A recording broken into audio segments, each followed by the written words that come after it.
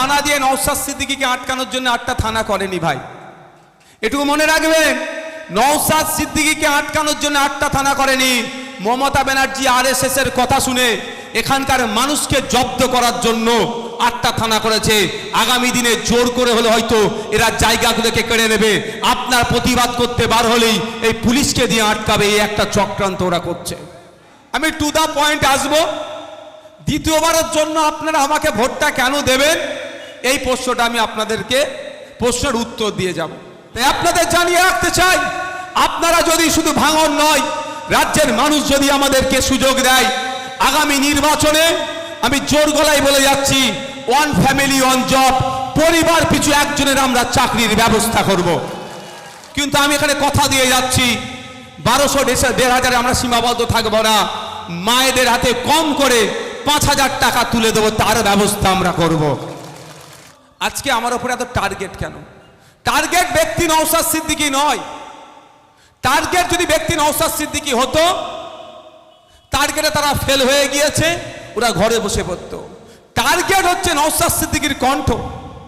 নওশাদ সিদ্দিকী তথা Indian secular front দলিত, আদিবাসী, হিন্দু, মুসলমান নির্বিশেষে মানুষের কথা বলে, ঐক্যের কথা বলে, সম্প্রীতির কথা বলে, অধিকারের কথা বলে, সচেতন হওয়ার কথা বলে, মূল স্রোতে ফিরে আসার কথা বলে। এই জন্যই নওশাদ সিদ্দিকীর উপরে এবার আক্রমণ নামিয়ে নিয়ে আসা হচ্ছে। প্রশ্ন হবেই তো, প্রশ্ন হওয়াটা স্বাভাবিক। প্রশ্নের উত্তর আমি দেব আপনাদের। প্রথম কথা, আপনারা বলুন, আপনাদের মূল্যবান ভোট নিয়ে আমি আপনাদের সাথে প্রতারণা করেছি? এক বাক্যে উত্তর দিতে হবে ভাই। আপনাদের ভোট নিয়ে আমি মিনিস্টার হতে পারতাম, এটা আপনারা ভালো করে জানেন। কারণ এক ভাঙড়ের বিধায়ক বাকি রাজ্যের 293টা বিধায়কের উপরে ভারী পড়ে যাচ্ছে। একটা নয়, একাধিক মিনিস্ট্রির অফার ছিল, অর্থের অভাব তো ছিল, জেলও খাটালো, প্রায় 20টা মামলা আমার নামে দিল। কিসের জন্য? যে মানুষের যে কণ্ঠস্বর হয়ে উঠেছি, দলিত, আদিবাসী, হিন্দু, মুসলিম, সরকারি কর্মচারী থেকে শুরু করে কন্ট্রাকচুয়াল যারা আছেন, এনএসকিউএফ টিচার যারা আছেন, প্যারা টিচার যারা আছেন, শিক্ষাবন্ধু শিক্ষামিত্র যারা আছেন, বা পঞ্চায়েতে যারা বিভিন্ন সেক্টরে ক্যাজুয়াল চাকরি করেন, এবং নার্স যারা আছেন, তারা যে দুরবস্থার মধ্যে দিয়ে চলছে এবং চাকরি যেভাবে বিক্রি হচ্ছে, তার বিরুদ্ধে যেভাবে আমি লড়াই করে গেছি বিগত 5 বছরে, মানুষের কণ্ঠস্বর হয়ে উঠেছি। তাই আমাকে আটকানোর চেষ্টা হচ্ছে, আমি আপনাদের বলবো। তা আটকানোর মাধ্যম একাধিক তারা প্রয়োগ করেছে, পেরে উঠতে পারেনি। আমাকে যখন পেরে উঠতে পারেনি, আমার ভালোবাসার মানুষদের উপরে এরা অত্যাচার নামিয়েছে। আমার ভালোবাসার মানুষদের নামে মিথ্যা মামলা, অত্যাচার, মারধর, দোকান বন্ধ করে দেওয়া, ব্যবসার জায়গায় সমস্যা তৈরি করা। তারপরেও আমার ভালোবাসার মানুষরা আমার কাছ থেকে ছেড়ে যায়নি। যদি এত ভালোবাসা আপনারা দিতে পারেন, আপনাকে আমি কিভাবে ছেড়ে যেতে পারি? চোরেদের দলে কিভাবে নাম আমি লেখাতে পারি?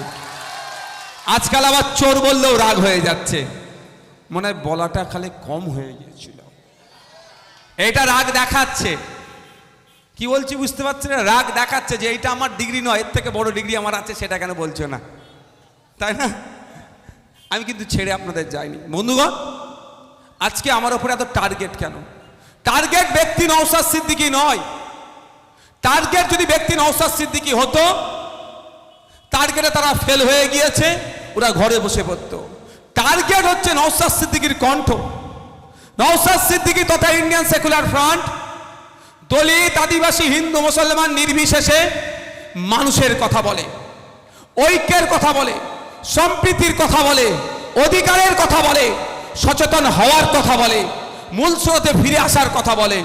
এই জন্যই নওশাদ সিদ্দিকীর উপরে এবার আক্রমণ নামিয়ে নিয়ে আসা হচ্ছে, যে এই কণ্ঠটাকে যদি আমরা আটকাতে পারি, তাহলে বাকিগুলো তো দেখছেন কোন জায়গায় পৌঁছে গিয়েছে। একটা যে জ্বলছে, এটাকেও সেটাকে ভুতিয়ে দিতে হবে। ভুতাতে পারলেই, নিভাতে পারলেই কি হবে? তাহলে এদের হয়ে আর বলার লোক থাকবে না। যা ইচ্ছা তাই এদের সাথে করে দেব। আর দিনের শেষে যদি 50 টাকা হাতে ধরিয়ে দিই, অনেক ভালো হয়ে যাবে মনে করবে এরা। কিন্তু আমরা কি বলছি যে মাসে ১৫০০ টাকা দিয়ে একটা ফ্যামিলিকে সমস্যার সমাধান করা যায় না। আরে শিক্ষিত বেকার যুবক আছে আজকে, কালকে সে বিয়ে শাদী করবে, সংসার ফ্যামিলি পরিকল্পনা করবে। আপনারা বলুন, মাস গেলে যদি ১৫০০ টাকা বেকার ভাতা দেওয়া হয় আপনার হাতে, পার ডে ৫০ টাকা ভাগে পড়ছে।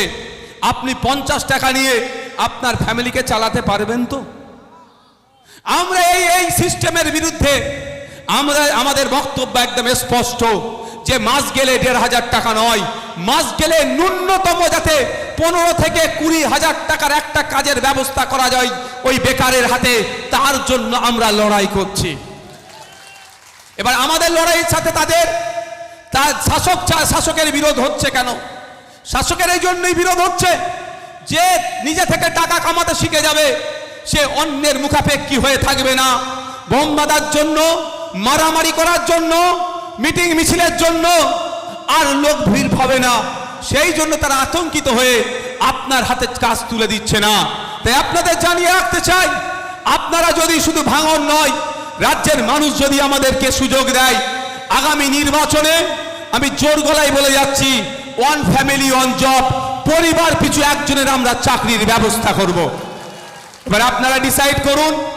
মায়েদের বলবো, বাপেদের বলবো, আপনাদের হাতে লক্ষ্মীর ভান্ডার ১২০০ টাকা ধরিয়ে দিচ্ছে, বেকার ভাতা ১৫০০ টাকা দিচ্ছে, এই সমস্যার সমাধান করবেন না আপনার বাড়ির শিক্ষিত ছেলে মেয়ে যারা আছে তাদের, যারা উচ্চশিক্ষায় শিক্ষিত হয়ে বাড়িতে বসে আছে, ফ্যামিলি প্রতি একটা চাকরির ব্যবস্থা নেবেন?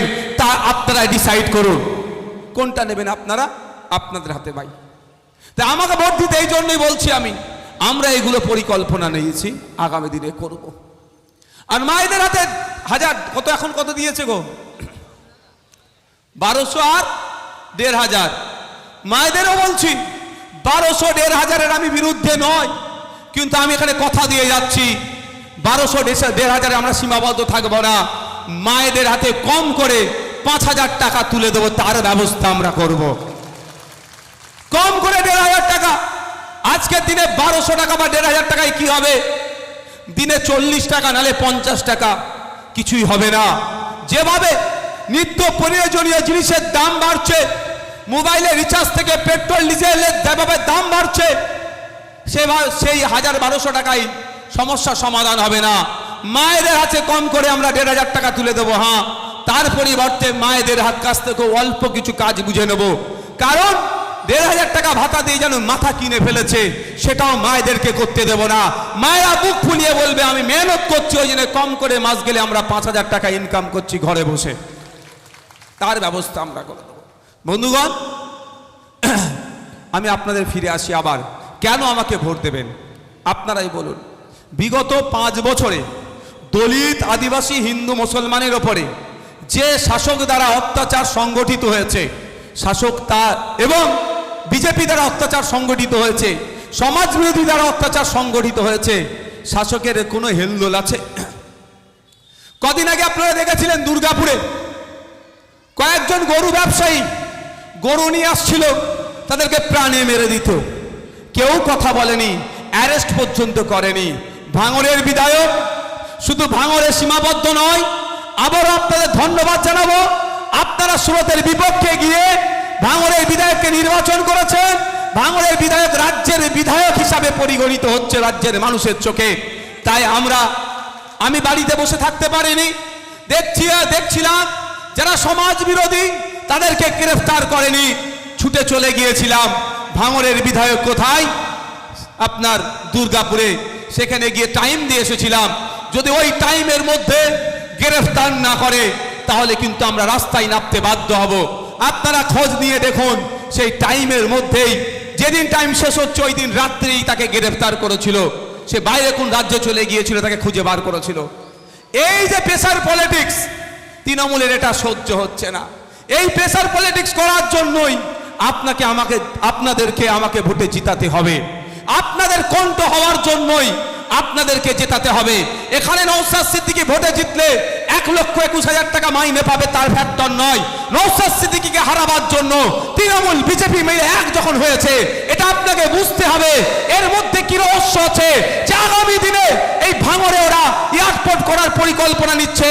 বহু ফসলি জমিগুলোকে ধ্বংস করে দিয়ে ভাঙড়ের জনগণকে এখানে উচ্ছেদ করবে। ঠিক যেভাবে রাজারহাট নিউ টাউনে যেখানে যারা আদিবাসী মানুষজন ছিল তাদেরকে উচ্ছেদ করে দিয়ে আজকে খোঁজ নিয়ে দেখুন রাজারহাট নিউ টাউনের বড় বড় বিল্ডিং বালাখানা দাঁড়িয়ে আছে। ওর লিফটম্যান যিনি আছেন ওই জায়গার এক সময় মালিক ছিল। ওই বাড়ির ওই ফ্ল্যাটে যারা ঝাড় দিচ্ছে এক সময় ওই জায়গার মালিক ছিল, কিন্তু দেখুন আজকে তারা অর্থনৈতিকভাবে ধ্বংস হয়ে গিয়েছে। ওখানে সামান্য পরিচারিকার কাজ করছে, না হলে গার্ডম্যানের কাজ করছে। ওই পরিকল্পনাটাও কিন্তু এখানে নিয়েছে। আপনারা বলতে পারেন এয়ারপোর্ট হবে তো অসুবিধা কোথায়? আমিও চাই এয়ারপোর্ট হোক, কিন্তু ভাঙড়েই কেন ভাই?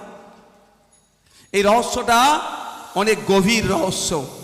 আপনাদের বলছি এয়ারপোর্টের আমি বিরুদ্ধে নয়, কেন ভাঙড়েই করতে হবে? যে সমস্ত জায়গা আছে অনেক চাষ হয় না, কোথায়? আবাদ এলাকা অনেক আছে। পুরুলিয়া, বীরভূম, বাদ দিন মালদাতে, অন্ডালে অলরেডি এয়ারপোর্ট হয়ে পড়ে আছে, সেইগুলো করুক না। এই টার্গেটটা অনেক বড় টার্গেট। 8টা থানা দিয়ে নওশাদ সিদ্দিকীকে আটকানোর জন্য 8টা থানা করেনি ভাই, এটুকু মনে রাখবেন। নওশাদ সিদ্দিকীকে আটকানোর জন্য 8টা থানা করেনি। মমতা ব্যানার্জি আরএসএস এর কথা শুনে এখানকার মানুষকে জব্দ করার জন্য 8টা থানা করেছে। আগামী দিনে জোর করে হলে হয়তো এরা জায়গাগুলোকে কেড়ে নেবে। আপনার প্রতিবাদ করতে বার হলেই এই পুলিশকে দিয়ে আটকাবে, এই একটা চক্রান্ত ওরা করছে। এটা বড় রহস্য। তাই আপনাদের বলবো, আমাকে এই জন্যই আপনাদেরকে ভোট দিতে হবে। আপনার এলাকার মাদ্রাসা, মসজিদ, ঈদগাহ, কবরস্থান, মন্দির, শ্মশান সুরক্ষিত রাখার জন্য। কারণ খোঁজ নিয়ে দেখুন, কদিন আগেই আমার কাছে পৌঁছেছিল হঠাৎ 250 বিঘা জমি নিউ টাউনে রাতারাতি সরকারের নামে হয়ে গেছে। ব্যক্তি মালিকানাই ছিল, রাতারাতি সরকারের নামে হয়ে গিয়েছে। ওখানকার বিধায়কের কাছে গিয়েছে, ওখানকার বিধায়ক বলছে দেখছি দেখছি দেখছি। আর আপনার ভাঙড়ের বিধায়কের কাছে যখন কানে খবর এসেছিল এখানে এয়ারপোর্ট করার জন্য ভোগালী 1 নম্বরের দিকে জায়গা খুঁজছে, তখন আমি কি বলেছিলাম খেয়াল আছে? ভাঙড়ের বিধায়ক হিসাবে আমি বলছি, ভাঙড়ের মানুষের উইদাউট কনসার্নে 1 কোদাল মাটি এয়ারপোর্টের জন্য ফেলতে দেব না, 1 কোদাল মাটি এয়ারপোর্টের জন্য আমি তুলতে দেব না। তারপর থেকে দেখবেন বিষয়টা ধামাচাপা দিয়েছে। ধামাচাপা দিলেও কি হবে? আমি এখনো কিন্তু আতঙ্কে আছি। কারণ আপনার এলাকায় এয়ারপোর্ট হবে কি হবে না, এই দায়িত্বটা এই জমি দেখছে কি দেখছে না, এই মর্মে আমি কিন্তু কোশ্চেন জমা করছি বিধানসভার মধ্যে। মাননীয় ট্রান্সপোর্ট মিনিস্টার যিনি পরিবহন মন্ত্রী আছেন, তিনি এই পশ্চিমবাংলায় আলাদা করে অ্যাভিয়েশন মিনিস্টার নাই, সেন্ট্রালে শুধু অ্যাভিয়েশন মিনিস্টার থাকে। তো এখানে ট্রান্সপোর্ট মিনিস্টারই এটাকে দেখভাল করে। তো ট্রান্সপোর্ট মিনিস্টারকে আমি প্রশ্ন করেছিলাম, যে এর উত্তর কিন্তু ট্রান্সপোর্ট মিনিস্টার আমাকে দেয়নি। এয়ারপোর্ট হবে কি হবে না বলে দিতে পারতো, তো হবে না। কিন্তু যদি বলে ওটা লিখিত থেকে যাবে, তা অসুবিধা আছে। আর যদি বলে না হবে না, লিখিত থেকে যাবে, ওটা বিধানসভা রেকর্ডে, সেটা উত্তর পর্যন্ত দেয়নি। আর যদি বলে হবে, তো বিধায়ক কাছে ছেড়ে কথা বলবে না। তাই আপনাদের বলবো, অনেকে অনেক কথা বলবে, অনেক করবে। আপনি ভাবতে পারেন ভোগালী 1 নম্বর 2 নম্বরের দিকে এয়ারপোর্ট হতে পারে। আরে ভাই শুনুন, ইতিহাস তুলে দেখুন, যখন নেতাজি সুভাষচন্দ্র বোস ইন্টারন্যাশনাল এয়ারপোর্ট তৈরি হয়েছিল ওই আশপাশটা কি ছিল একটু ইতিহাস তুলে দেখুন। ওই ইতিহাসটা তুলে দেখুন, ওইখানেও এই ধরনের মাঠের মধ্যিখানে ছিল। কিন্তু আস্তে আস্তে এয়ারপোর্ট লাগু এলাকা কি হয়েছে? প্রমোটিং হয়েছে, ফ্ল্যাট হয়েছে। ভোগালী 1 নম্বরে বা 2 নম্বরে এয়ারপোর্ট হবে, ভাঙড়ের একদম শেষ মাথায় এয়ারপোর্ট হবে। টোটাল ভাঙড়টাতে তখন দেখবেন কি হবে? ফ্ল্যাট হবে, প্রমোটিং হবে, বড় বড় কলকারখানা এখানে তৈরি হবে। আর আপনার এসে কানে বন্দুক ধরবে। ঠিক যেভাবে পাওয়ার গ্রিডটাকে দখল করেছে, আপনারা ভালো জানেন আমার থেকে বেশি। কেমন ভাবে দখল করেছে দেখেছেন? ওখানে 3 একর 3 বিঘা নাহলে 3 একর জায়গা ওয়াকাফেরও আছে, কিন্তু কানে এক প্রকার বন্দুক ঠেকিয়েই কিন্তু দখল হয়েছে। তখন কিন্তু এটাও করতে পারে। আপনার বাড়ি আপনার কানে ঠিক বন্দুক ঠেকিয়ে বলবে সই কর। তার জন্য লড়ার ভাই একটা লোক আপনাকে তৈরি করতে হবে। যদি মনে করেন আপনার হয়ে লড়ার লোক নওশাদ সিদ্দিকী, তাহলে নওশাদ সিদ্দিকীকে 29 এপ্রিল খামচিহ্নে ভোট দিয়ে আবার জয়যুক্ত করে বিধানসভার মধ্যে পাঠাবেন। আর যদি মনে করেন ওই নটোরিয়াস ক্রিমিনাল আপনার সাথ দেবে, তাহলে আপনার যা ইচ্ছা করবেন। এই বক্তব্য শুধু আইএসএফ বা আইএসএফ এর শুভাকাঙ্ক্ষীদের জন্য নয়, তৃণমূলের গরিব সমর্থকদেরকেও বলছি। তৃণমূলের গরিব সমর্থকদের উদ্দেশ্য আমার বক্তব্য। আজকে এসআইআর নিয়ে শুধু আইএসএফ বা সাধারণ মানুষ আতঙ্কিত নয়, যাদের নাম ডিলিট হয়ে গিয়েছে, আন্ডার অ্যাডজুডিকেশনের মধ্যে আছে, আজকে মমতা ব্যানার্জি, অভিষেক ব্যানার্জিকে খুঁজে পাওয়া যাচ্ছে না। বিগত পরশুদিন সুপ্রিম কোর্টে যে অর্ডারটা এসেছে, সেটা মমতা ব্যানার্জি আর অভিষেক ব্যানার্জির করা মামলাতে নয়, নওশাদ সিদ্দিকীর করা মামলার জন্য এখন আপনার ভোটটা আছে। তাই মাথায় রাখবেন, যারা সাধারণ তৃণমূল করেন, বলা হচ্ছে বিজেপিকে আটকাতে হবে। অবশ্যই বিজেপিকে আটকানোর পক্ষে আমরা। বিজেপি কোনো মতেই বাংলায় জায়গা পাক, এটা আমরা চাই না। কিন্তু বিজেপির মূল মুখকে যদি ধরে জেলের মধ্যে ঢুকিয়ে দেয়, বিজেপি বলে আর কিছুই থাকবে না শুভেন্দু অধিকারীকে। যে শুভেন্দু অধিকারী সকাল বিকাল আমাদের হিন্দু মুসলমানের মধ্যে যে ঐক্য, যে সম্প্রীতিকে নষ্ট করার জন্য বক্তব্য দিচ্ছে, যে অবাঞ্ছিত মন্তব্য করছে, ওকে ধরে জেলের মধ্যে রাখা দরকার। কিন্তু মমতা ব্যানার্জি পুলিশ মন্ত্রী হয়েও তাকে আটকাচ্ছে না কেন? একটু তৃণমূলের সাধারণ কর্মীদেরকেও বলবো, একটু ভাববে। তাই আপনার হয়ে লড়াই করার জন্য যদি মনে হয় নওশাদ ভাইজান আছে, তাহলে তাকে জিতাবেন, বিধানসভার মধ্যে পাঠাবেন। আর যদি মনে হয় না, দরকার নেই, সেটা আপনার ইচ্ছা, আমি জোর করব না। 5 বছর ধরে আপনার আমি বিশ্বাস নষ্ট করিনি। আপনারা আমাকে ভালোবাসা যে দিয়েছিলেন, স্রোতের বিপক্ষে গিয়ে ভোট করে দিয়েছিলেন। একদিকে 2021 নির্বাচনের সময় এনআরসি সিএ করে দেশ থেকে তাড়িয়ে দেবে, সারা রাজ্যের মানুষ যখন ভয় পেয়ে গিয়েছিল, সেই সময় সাহসের দৃষ্টান্ত ভাঙড়ের মানুষ দেখিয়েছে।